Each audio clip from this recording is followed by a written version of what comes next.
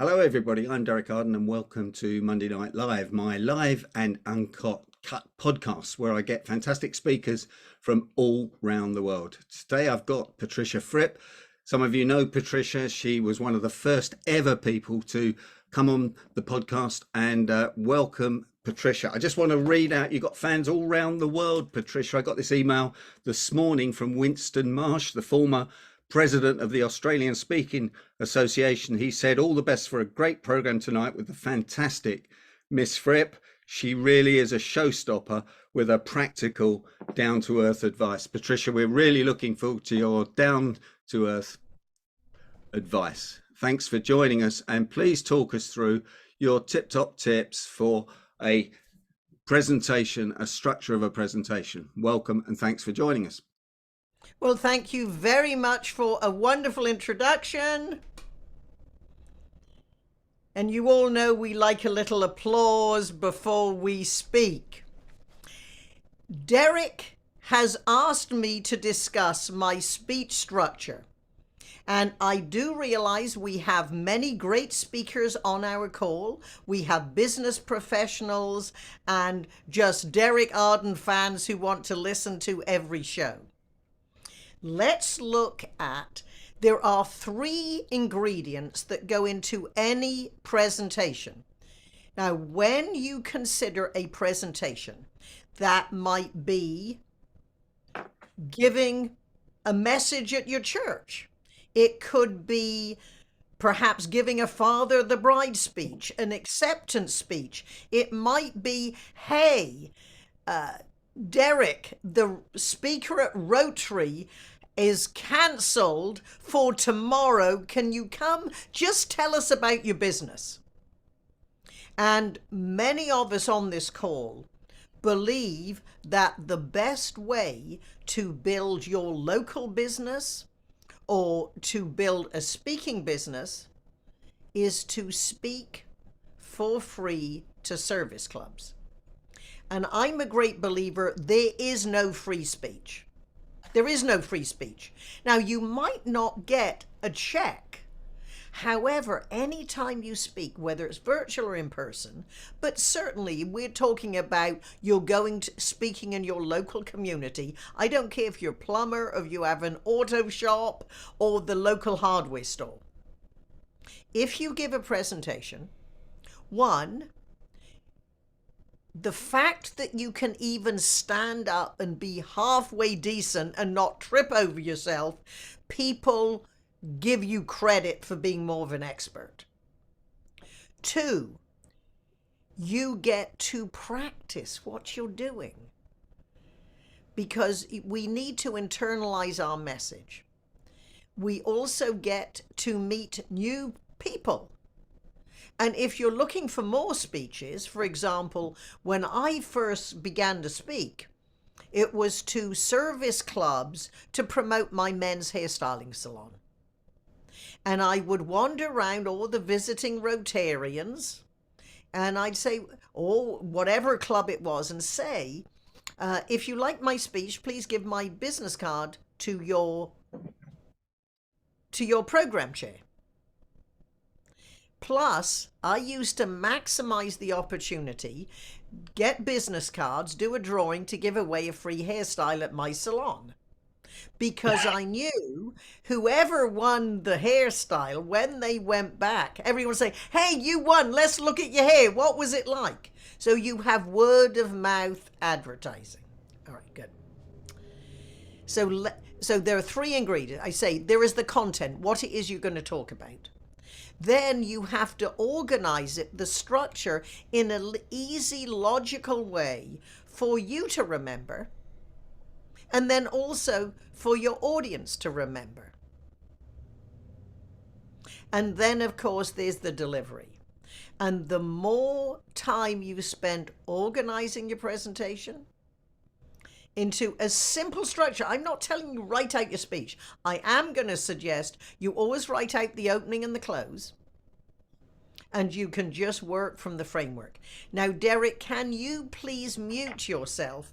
Because although I'm speaking, I'm seeing you, and I would like to see my PowerPoint when I bring it on, which is now. All right, well, I'm still seeing you, but as long as the world sees me, that's okay. So the Fripp speech structure is very good, is well known in the speaking industry. And there is a process, there is a way to do this. And so if you don't begin with your PowerPoint. Now, I know if you are delivering a presentation you've delivered before, of course you're going to look at the last PowerPoint on the subject. I do this all the time. Then take out every image that does not work with this presentation and then put it to the side. And on a flip chart or a yellow pad, I like flip charts because as I'm walking by, I can add something on it when I see it. I keep it in my back office. Any idea, story, quote, any feedback you get from the person who's invited you, you might want to put it on the chart. Because people say, well, how long does it take you to put together a presentation? Well, we all know that depends. Is this a new presentation? Or if it is somewhat new or a different audience for your subject, do you count the weeks or months you might be thinking about your presentation? So, for example, next week I am delivering a presentation on how to improve your sales presentations. So already I have listened to the person who hired me, how he delivers the presentation. And beginning today, right after you, I have 4 conversations in the next 2 days from people who deliver the presentation or their internal sales, just to find out. And then I'm even interviewing a couple of their customers so I can show them how to turn customers' feelings into great stories. So in this case, I'm interviewing their customers, which were graciously helping me. So first you gather everything that's going in your presentation. Now, as you put it together, every presentation has a premise, a central theme. And I want you to write this down. If you have a pad of paper, it amazes me how many people have forgotten a pen and a piece of paper is a valuable technique. No, I'm going to put it on my phone. It isn't the same on your phone. Put it on paper. And I want you to write this down the page. Go down.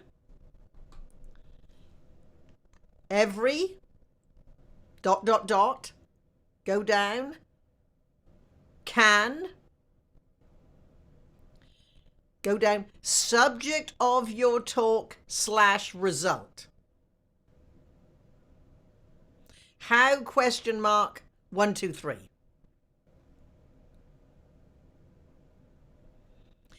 Even if we give the same core presentation, which you need to have a core presentation, the secret is then to adapt it to the audience we're speaking to. So perhaps you could say,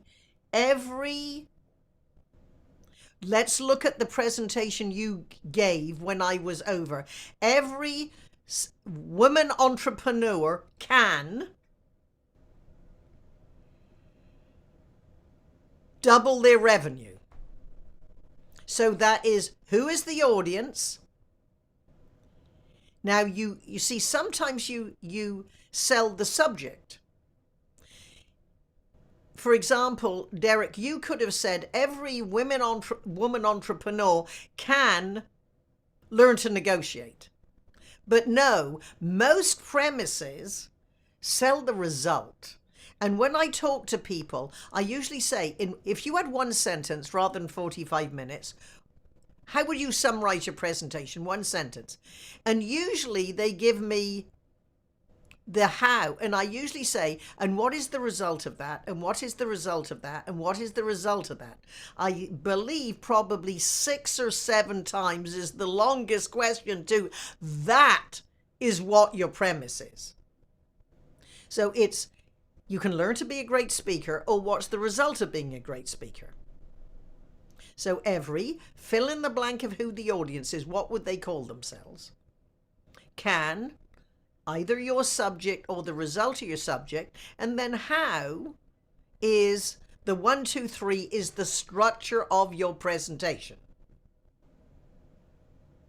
And the simplest way to explain this is your talking points have to prove your premise.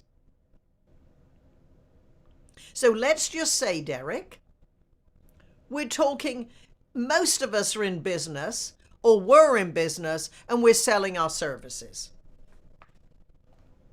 So you think, what was the traditional? It is changing, but probably, Derek, when you were growing up in your career, if you were giving a sales presentation, or at least when people were selling to you, the format was very much, this is who we are, this is how long we've been in business, this is our expertise, this is who does business with us, and we would very much love to add you to our list of satisfied clients. Now, we in a moment, we're going to show you how to change that. So let's look at, now, of course, I am an American shameless self-promoter. And if you can get a friend who's more famous than you are to have a photo with your book.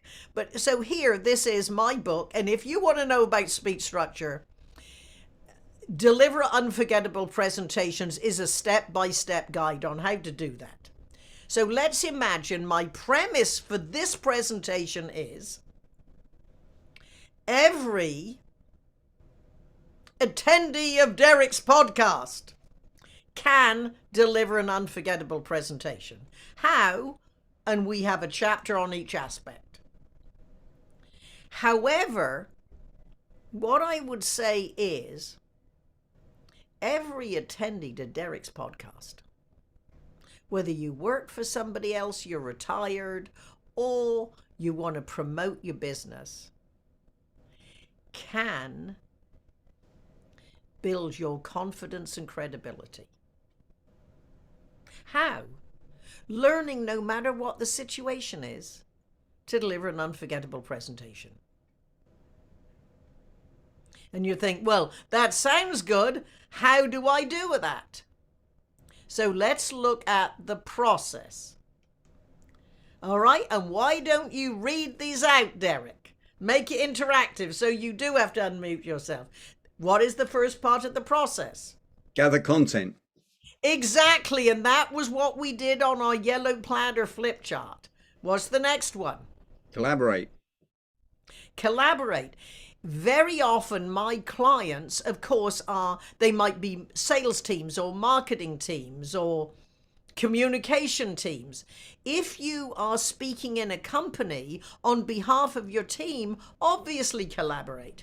For professional speakers like you and Hillary and Carl and Tim and I, we collaborate with the person who is bringing us in. Now, when we say there's a difference between personalizing and customizing. Now, with my client that I'm beginning, it is my same core content. However, I am personalizing it. I take what they now say, what they now do, and perhaps give them a different point of view. I am not taking their sales presentation and rewriting it from scratch. That would be a much bigger project. I am listening to it, understanding it, and then saying, these are the principles. This is how you might do it with your presentation. All right. So then, what is the next one? We structure the presentation.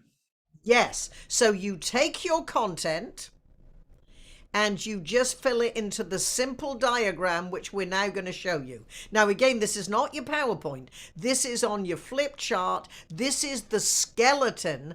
Think of it this way. Your structure is the skeleton under the flesh of your words. All right, then, what's the next one?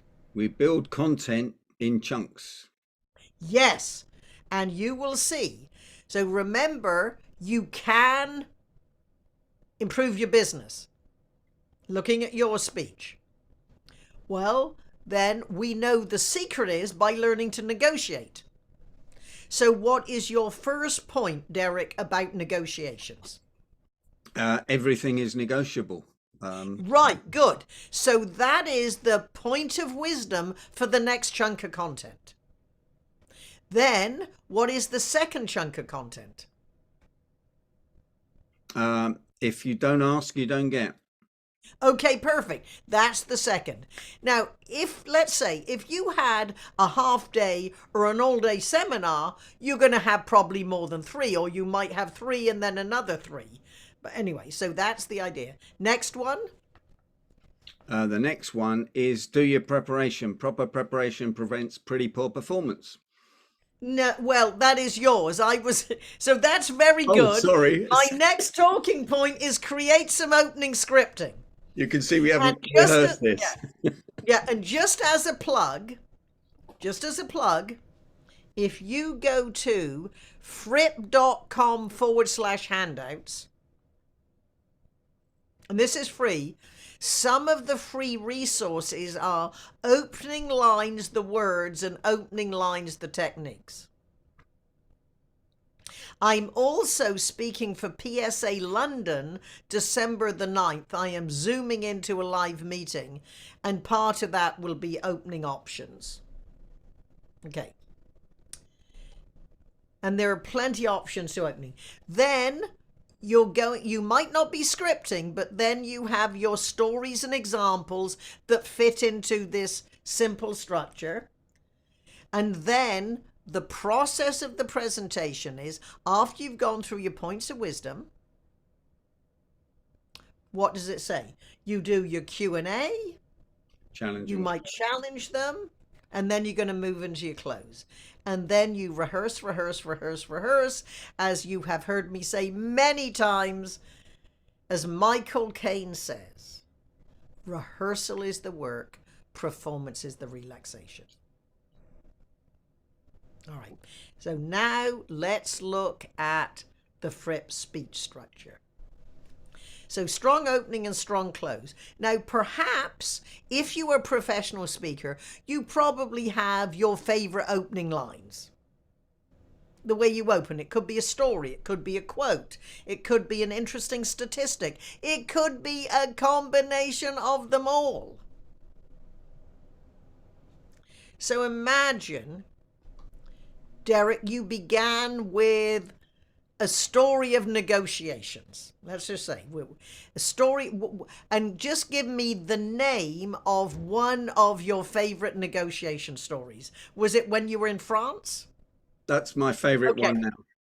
Okay, good. So a story is great. So we've just learned a real life practical application about planning ahead. Just being a little smarter than your competition is giving you credit for, because you brought someone in who could speak French but didn't let them know. So when you were debriefing, they could tell you not what they wanted you to hear, but what they were saying to each other. And then perhaps you could then give a statistic about negotiations. Now, do you have a favorite? Now, with statistics, there are statistics that might come from perhaps a Harvard Business Review report. It could be any known entity that if Gartner says this is the statistic, we believe them.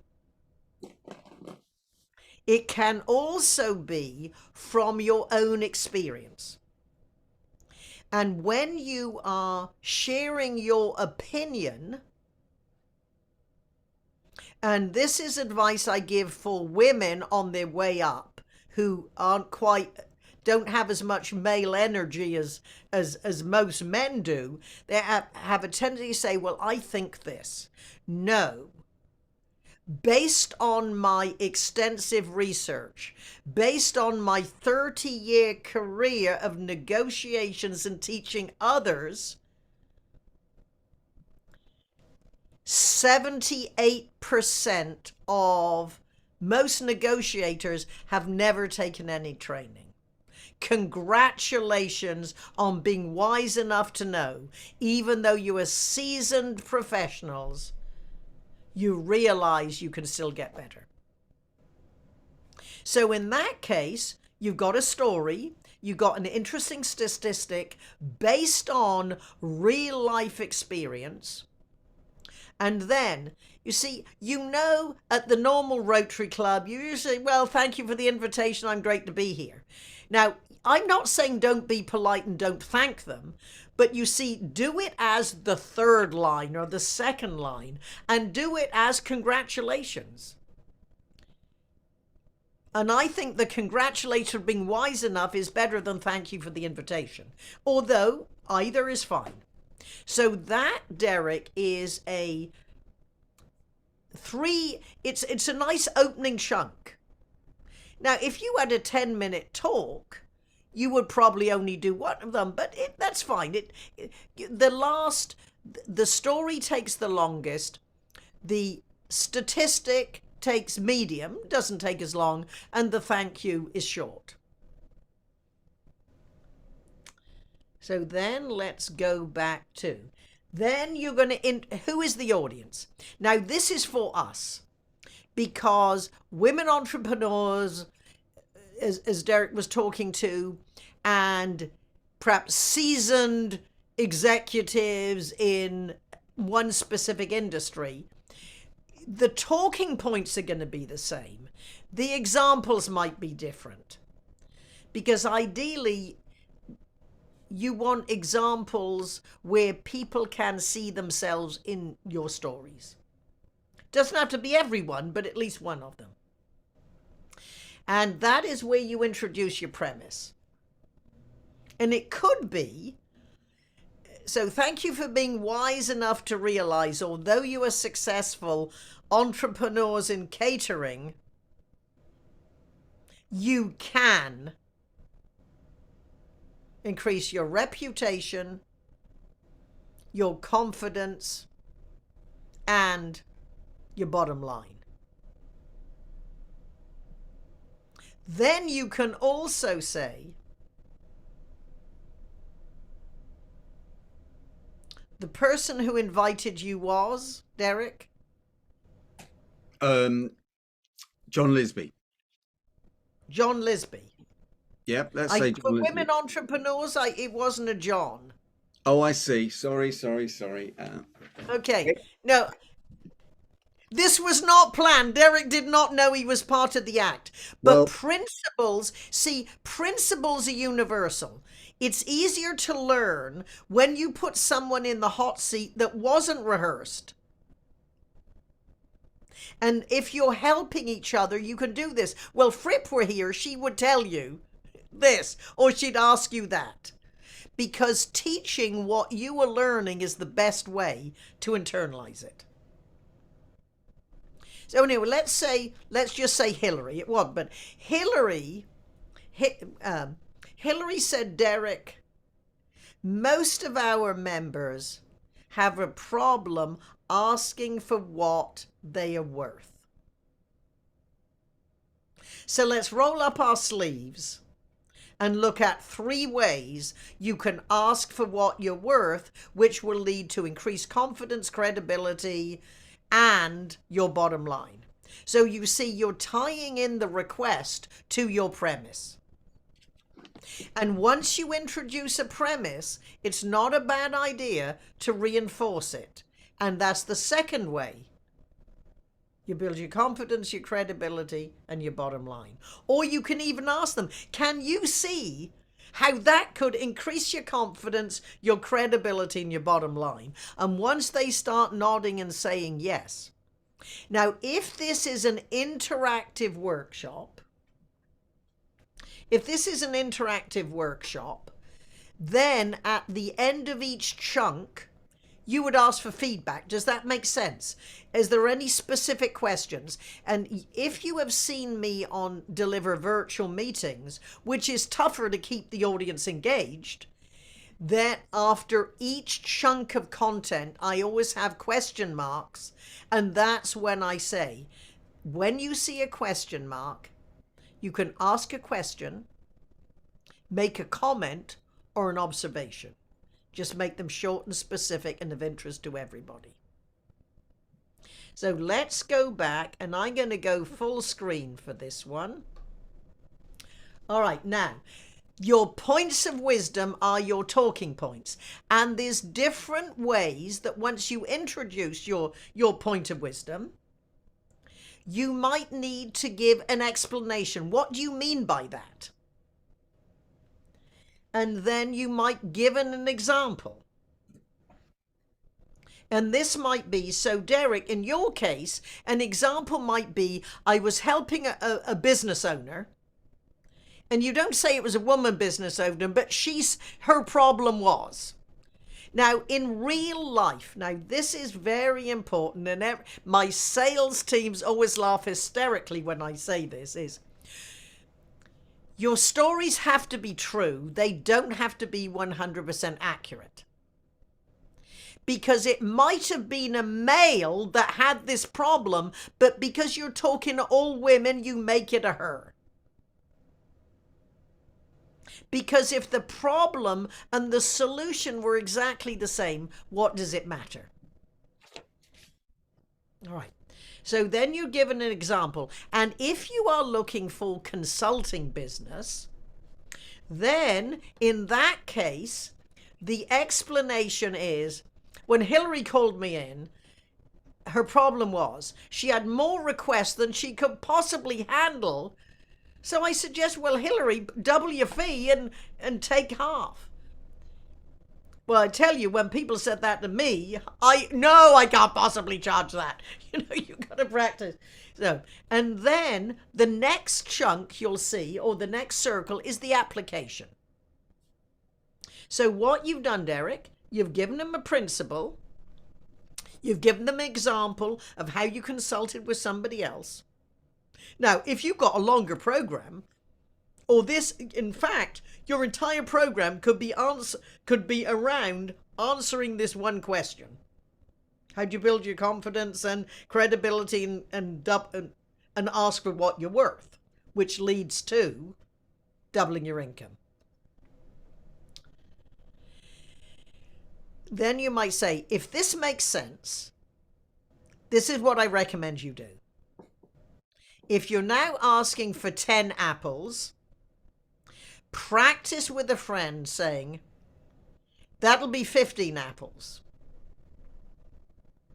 Just get comfortable for saying it out loud. And here is a line that I use when they say, what would this cost? I say, well, before I give you some options, are there any budgetary limitations I need to be aware of? Because I don't want to lose the job. And usually sometimes they tell you. Well, for example, one woman who'd worked with me years ago, when I was asking her, and what did you pay the last speaker? I realized I was thinking of a project. She was looking more at a one-off. So that's going to make a difference. Because I'd love to go to Hawaii to give a presentation. I don't care if it doesn't lead to anything else. It would be a good reason to get me there so I can have a vacation. All right. So what would be the applications? What would they do with this? All right, so let's go back. And then a seamless transition. A seamless transition can be a pause. It could be as simple as, before we move to the second technique, do you have any specific questions about what you've heard? If you're on stage live, it could be as simple as pause, and you might move to a different part of the stage. You might move, as you're looking at the audience, you would move to your left, because to your audience that's right, which means you've got the first one, you're moving to the second. Now, you might also perhaps introduce this from a historical point of view. Past, present, future. So the past, present, future. Now this happens a lot when I help people. It might be a State of the Union, it might be the January sales meeting. So what do we do? Welcome to the 2024 sales meeting. Let's review the great results and celebrate our success. Talk about this year's strategies, and if we implement these strategies with our new product line, we can look forward to 3 years from now celebrating that. Past, present, future. Now, this could also be when I've helped people lay off people with their presentations. This is a tough speech. Yeah, this is a tough speech. If you're going to lay off people, it's not going to make it a lot easier. However, you have to give the logic behind with an emotion. So it could be,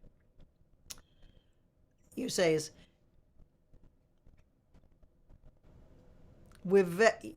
as you know, it is becoming necessary to lay off 30% of our sales force. And it's probably difficult for you to understand that this is the hardest job I've ever had in my 40-year career. But to help you understand that this decision was not taken lightly, let's review. Back in 1960, in a garage. Now you tell, at the end of the first year, we'd made $36,000 and we had 6 employees. By 1995, we were in 3 factories. We had this many people around the world making this. And then you might say, 5 years ago, competition came from places we didn't realize. And then 3 months ago, you remember the headlines that our major competitor was introducing a version of our proprietary software that was free. Now, this is what we've done to recover in this. So you see, you have to lay it out, put it in the historical context, past, present, future. All right, then again, simplest transition. And the third way you might look at it is problem, solution, and example. Hang on, problems. There we are. Problem, solution, and example. Now this, if you think, Derek, going back to our sales presentation, rather than this is who we are, this is what we do, this, most people these days know that, or you wouldn't be having the appointment. And hopefully in your pre-conversations, you have found out it might be challenges, interests, or opportunities. So it could be problems or challenges, whatever word works for you and them. Opportunities or interests. And this comes in the pre-conversation, before the formal presentation,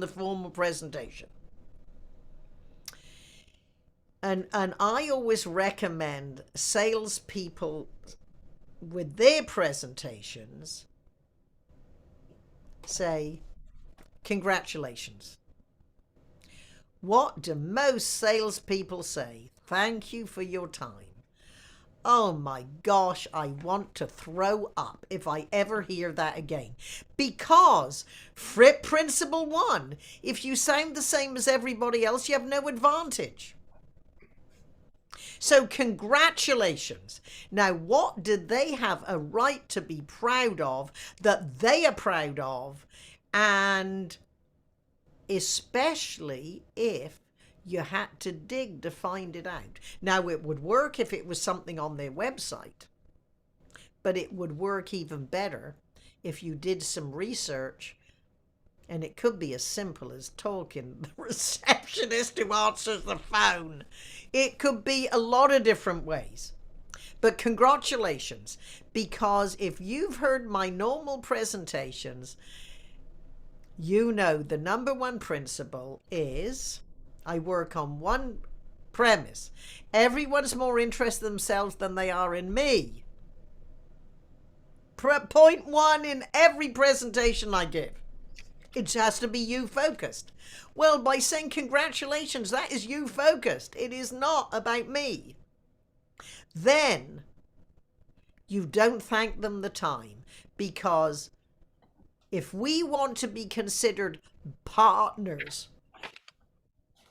trusted resources, or then you'd say, thank you for the opportunity to discuss how your company could well be served by doing business with our company. Now, you're going to wordsmith it, but that's the idea. How the ABC company could well be best served with the Fripp sales presentation training. Now, that's your premise. Whether you state it or not, your premise of a sales presentation is always, you'll be better off doing business with us. That's it. You're going to say it a little nicer, and then what do we do with the structure of our presentation? We prove our premise. We prove our premise. Well, one, if you've already had one conversation, you know, are they interested in hearing? Is there an opportunity to them expand or whatever it is? Or do they have a challenge or a problem that they want fixed? And then as you go through your presentation, so point 1, 2, 3 is their challenge, their opportunity, or their interest. And then part of this is also that's when you can tell some stories, some happy customer stories. So Tim, your company has the same amount of employees and the same amount of locations as our other client, the ABC company.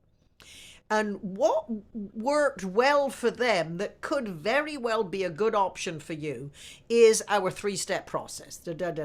And so as you go through what they are interested in, and of course, within this, you can say, and this is a line I used, obviously I'm seasoned. And based on 30 years of coaching executives, I will always be respectful. I'll never make them feel bad. However, they can't push me around. You know, I know what results you need them to get. But so you go through this, and that's where you say is, well, just last week, I got a call from a client who said, Patricia, I would not have believed it possible that. So this is when you tell stories and add the dialogue of your satisfied clients. That is what I call taking your satisfied clients on your sales calls with you. Have within the structure of your presentation, have some stories that match their situation. Now, again, it has to be true. You could give them the reference. What makes it not true, stories have to shrink time. And we know with big companies and big sales, they probably went through, they might have shown an interest on your website. Pre-sales called them up. They've already gone through several stages before you talk to them. However, in a story, a happy, satisfied customer story, I always suggest it begins with help, the situation. When I first met Derek, he said, Patricia, you don't know me. However, I am the senior vice president of, and I heard you were the best person for me to talk to. Then in a sales story, they have to clearly articulate their problem. Now, we know they didn't. They mightn't need the conversation with you to understand what the real problem was. But in our story, it's help, and they clearly articulate the problem. The second part of your sales story is the solution. So what we did with Derek's company, or Tim's company, or whoever your example is, you see, we went through this 3-step process. This. And you can imagine my excitement last week when he called and said this. Now, that's just one part, but this is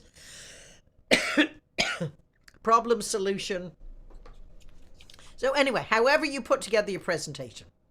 So you have choices. Now, there are more choices than this, but your explanation, example, application, your historical point of view, past, present, future. And it could be the past, present, future of negotiations, or the sales, or how we do business, how we make decisions. Problem, solution, example. All right. Now let's look. Then every presentation has a review and a Q&A. And then what I recommend is, with your review, you restate the premise. So how do you build your credibility, confidence, and double your income? Now you review your key ideas. If you introduced some characters, you might say, well, just like Hillary, or just like Tim's company, or just like this, or just like what we did at Barclays. You remind them of the stories, because although we use words to communicate, our audience remembers pictures. You get together with your friends. What do? You talk about stories of how you first met, adventures you've had. You are seeing these situations and the memories and the emotions that go with them. And then, if it's appropriate, you take Q&A. And then you challenge them to take action. Now, a lot of my work, of course, is working with engineers and technology experts who speak at their user conferences. Some are virtual, some are in person. And as you have heard me say many times, we speak to be remembered and repeated. Which is why you want to speak in shorter sentences and pause. And when we do our job well, we speak to the audience of our audience. When our message is clear enough and interesting enough that they will want to talk about it. Now, with my engineers and technology experts, what I build into their presentations, and you could do this with your sales presentation, or certainly if this is a speech. So with my engineers, you've done your, thank you for your interest in their new product. All right. And then, and it's going to be tied into what this product does for them.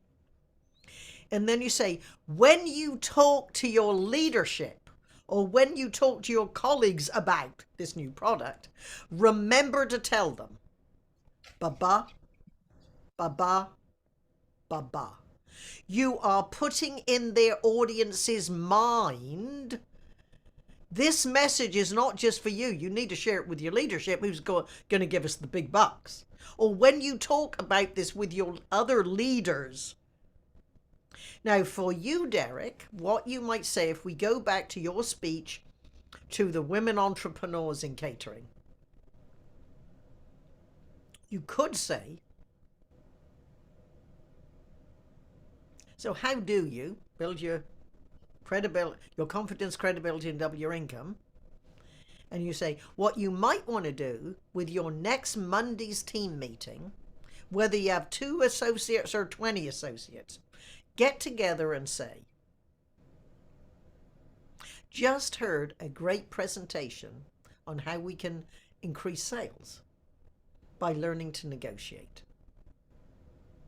And as we all have some part of our customer process, it's important not only I, as the major breadwinner, know these techniques, we all have to know them. And make the same comment I just made to our audience. If you want whatever you want to learn, teach somebody else. And you say, for you really to get these results, everyone in your company understands. And of course, if you need help training everybody, you now have a new best friend who is a negotiation expert. And you might say, oh, that's so American. No, you are serving people. You might be giving them a presentation, and this is the secret. You always have to give your audience enough advice that if they did what you suggested, they would be more successful. But there are always going to be some people in your audience that would like a little more help. Because as we all know, investing in technology is exciting, but you've got to be taught how to use it. QuickBooks, great. You've got to learn how to use it.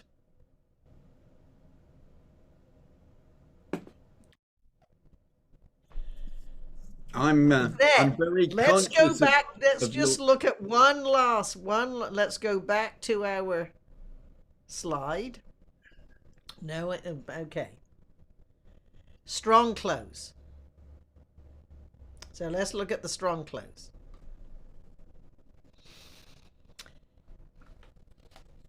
With a speech, it might be last story, or as I'm going to do for PSA London, that I often do for NSA chapters, it's, as you heard in my introduction, I'm a 46-year member of the National Speakers Association who is still working and in demand. So I've been asked to tell you how you can do that too.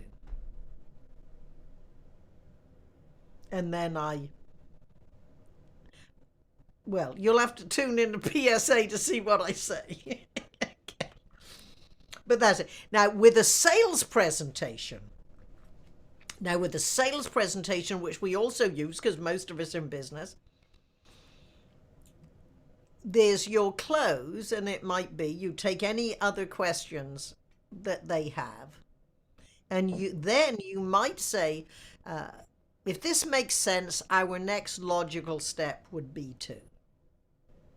Now, usually with sales presentations, they're going to debate, and they're comparing you to 3 other options, so you're not going to get an answer. But then you just say is, thank you for the opportunity to discuss how our company could be your best option to serve your company as you are moving towards this.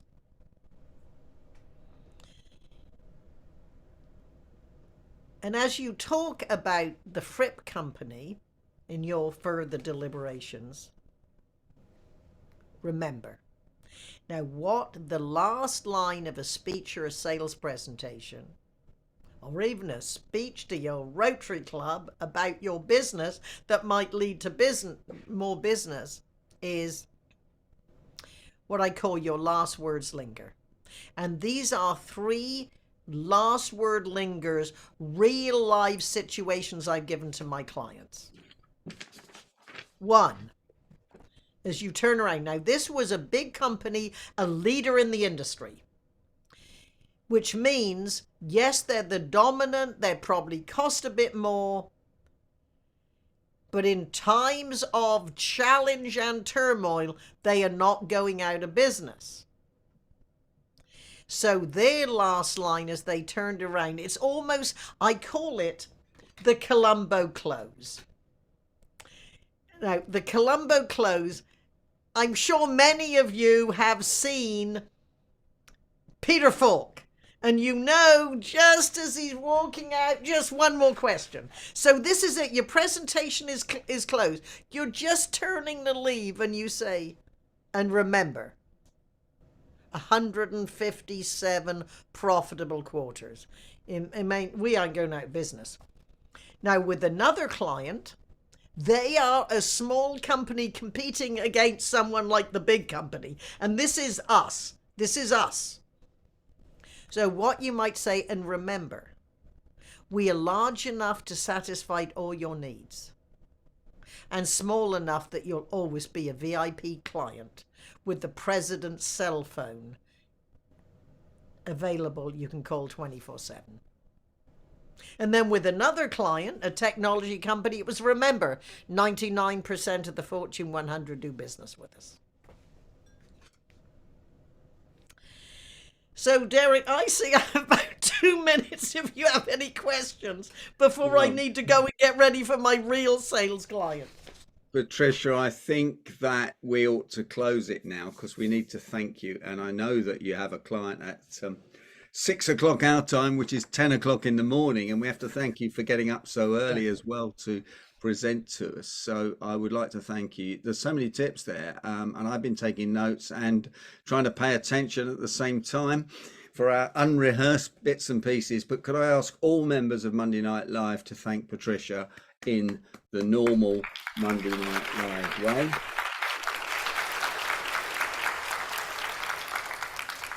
Can I say that I wish I'd have known some of this before I got to my mature age, and I can think everybody else on this is thinking the same, but we can pass this on to all sorts of people. And will you come back and join us next year and answer some of those questions, please? And I'll certainly. And I hope to see you for your Christmas party on the 18th of December. Correct. And I will see you at Heathrow Airport in June. Send me the flight number and we'll be driving to Dorset. Okay. Patricia Fripp, thanks for joining Monday Night Live. And if anyone wants to get a hold of you, how do they do that? Send me an email to pfripp@fripp.com. pfripp@fripp.com. And remember, fripp.com, and you go to fripp.com, it'll say contact us even. You can send an email and get the free resources. And I believe you'll also find the Fripp speech diagram on the handouts page. That's fantastic. And thanks for sharing so many nuggets. And we look forward to seeing you shortly. And I will stay on. Patricia has to go to her next client. And thank you very much indeed. See you soon, Patricia.